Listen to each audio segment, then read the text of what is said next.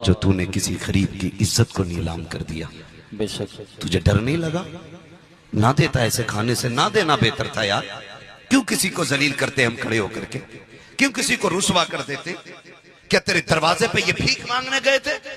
انہوں نے ہاتھ پھیلا کے کہا تھا میری بیٹی کے کھانے کا انتظام کر دینا، تو خود آگے بڑھا تھا۔ ایسے نہیں ہوتی ہیں نیکیاں، نیکی ایسے ہوتی ہے۔ حضرت عائشہ صدیقہ اپنے بھانجے کو بلا کے کہتی ہیں یہ لو راشن کا تھیلا، اس کو اٹھاؤ، وہ جو پڑوس والی گلی میں بندہ رہتا ہے، بڑا غریب ہے، اس کے گھر کھانے کے لیے کچھ نہیں ہے، جاؤ اس کے گھر رکھ کے آ جانا۔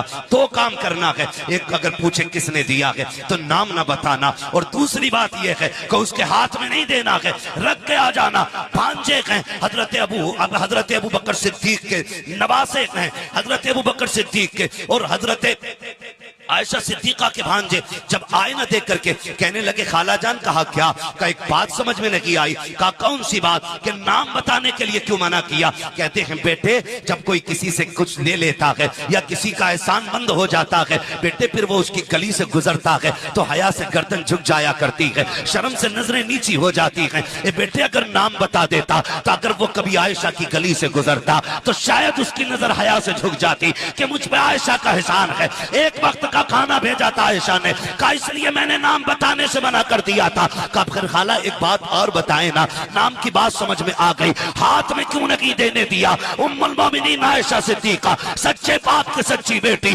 پارسا باپ کی پارسا بیٹی، جنتی باپ کی جنتی بیٹی کا جواب سنیں۔